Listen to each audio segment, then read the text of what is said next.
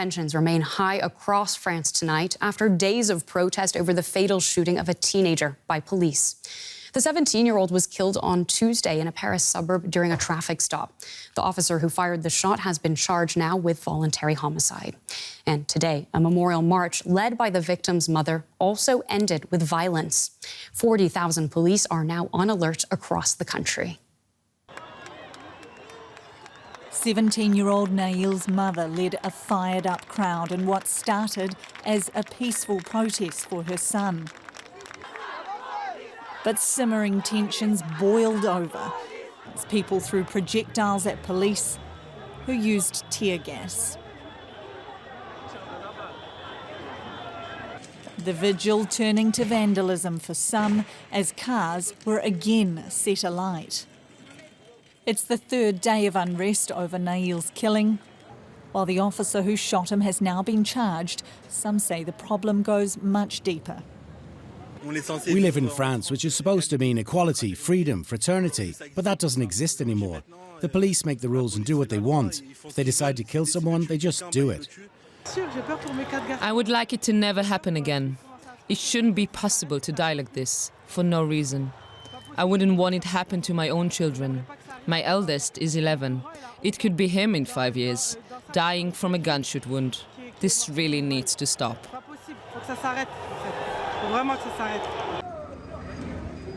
Authorities have struggled for days to control rioters.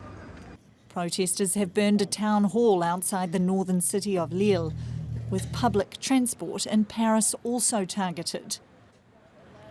Tram and bus services in several regions have been shut down early. Maybe there are other ways of discussing this problem, rather than making trouble for people going to work. The government is deploying 40,000 officers and says it will take a zero-tolerance approach to any torchings. More than a dozen police stations or barracks have been attacked. They have shown great professionalism in very difficult conditions. And I want to reiterate my support and confidence in them. I am standing by their side. Curfews have been announced in some areas on the outskirts of Paris as authorities brace for more fury. And joining us now from Paris is Linda Givtash, a journalist with the news agency AFP. Linda, the officer involved has now been put under formal investigation. What can you tell us? People are obviously very upset over the incident over the last 48 hours. There's a lot of emotions running high right now within the community. A young man is dead. The investigation is progressing quite rapidly. The fact that they have had this officer in question already detained, already bringing him to the magistrate's court, there's a lot of progress, really rapid, in the fact that, again, emotions are running high. We're seeing a lot of action on the streets in terms of protests, both peaceful and also violent at times. So tensions are quite high right now. So to make sure I understand correctly, do you think the fact that someone has been charged will go some way toward easing tensions here? That is up to the communities, obviously, in question, the people around. I think, and it's hard to tell, we'll see how this evening progresses. At the same time, while we're seeing, obviously, action being taken on the front of justice, at the same time, we have communities where there's curfews being put into effect. They've already, even for the capital region itself, for Paris, there are limitations on bus service and tram service this evening. People are not going to be able to move quite normally. Obviously, the metro is still running, the underlying subway is still running, but bus service is going to be limited. So the movement of people is going to be obviously controlled to a degree.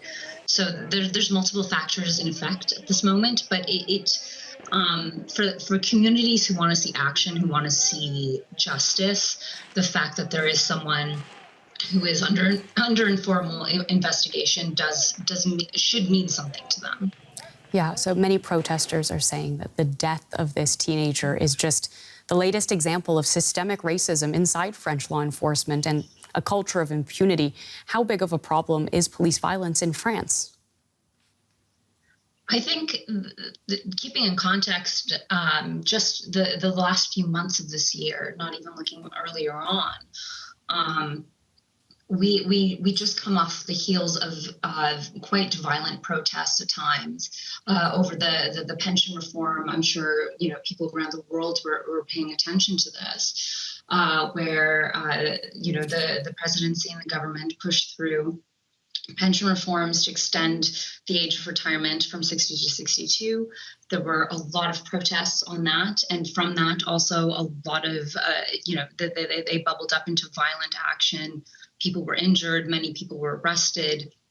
And at that time, there was a lot of criticism over the excessive use of force of police, and that was called to question. And so for this to happen just months, practically weeks after those incidences where that's already still remains at top of mind for a lot of people here, it's just bringing up that entire question again. Well, thank you so much for giving us that context. That is Linda Givtash from AFP. Really appreciate your time. Thank you.